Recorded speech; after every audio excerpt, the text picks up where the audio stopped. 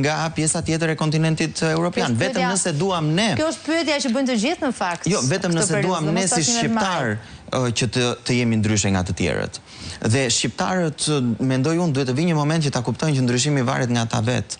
Do me thënë mund të përkulen... Pavarësisht mekanizmave dhe sistemit manipulimit që përdore, thua ti, duhet jenë ata që edhe mbrapa duhet reagojnë? Unë do them këtë mesazh, se unë e kuptoj që është një periudhë tani që njerëzit janë edhe të zhgënjur, të mërzitur, ikën pak edhe shpresa dhe bie një farë pesimizmi. Sepse vullneti i tyre ka qenë ndryshe në pjesën më të madhe dhe patjetër, edhe për shkak të deformimit, edhe për shkak se njerëzit shkojnë votojnë dhe kjo votë e tyre nuk lexohet ashtu siç ata duan që të lexohet dhe kanë pasur vullnetin për ta hedhur. Po një rast, mendoj unë, shpresë dënës është Venezuela.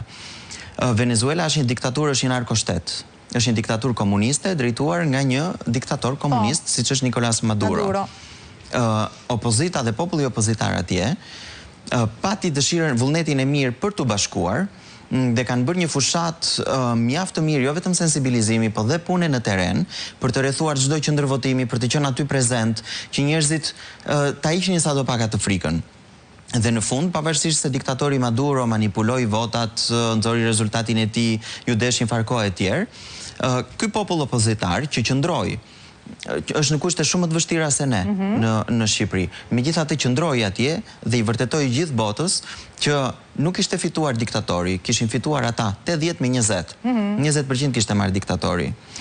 Ndaj shembujt janë atje. Ndaj them që është kollaj të dekurajohesh tani, është shumë kollaj edhe të thuash që mos u dekurajoni, siç po bëj unë në këtë moment. Por unë mendoj se shqiptarët e kanë këtë vullnet që të qëndrojnë për veten e tyre në radhpar, për familjen e tyre, për komunitetet e tyre, për vendin e tyre që mos të përzihen, mos të dëbohen nga ky vend dhe ata pak që kanë ngelur.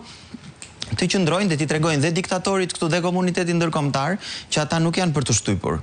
Siç reagojnë në Venezuelë, në Amerikë, reagojnë dhe në Shqipëri. Po, bëjmë një sqarim tani, se për hir të vërtetës, ne jemi në situatën dhe këtë e kanë të qartë të gjithë tashmë, të një farse masive zgjedhore, si asnjë proces më parë dhe hap pas hapi, ditë pas dite